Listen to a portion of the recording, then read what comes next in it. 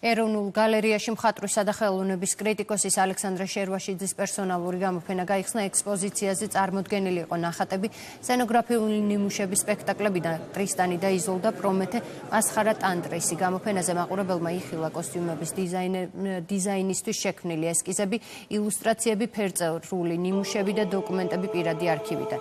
გამოფენის დათვალიერება სტუმრებს 16 ივნისამდე შეუძლიათ.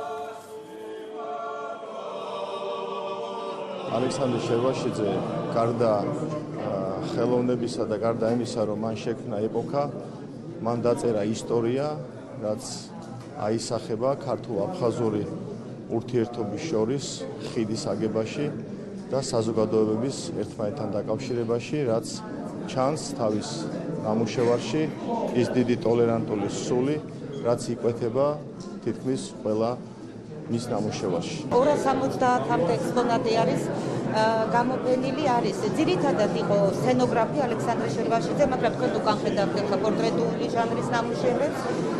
აგრეთვე არის არქივი წარმოდგენილი და ძალიან მნიშვნელოვანი არის, რომ ალექსანდრე შერვაშიძის შვილმა ჩამოიტანა მოსკოვიდან პირადი არქივი. პირველად არის ეს არქივი გამოფენილი. შევეცადეთ ამ გამოფენით, რომ ჩაგვერთო ის ქართული კულტურის ამ სივრცეში.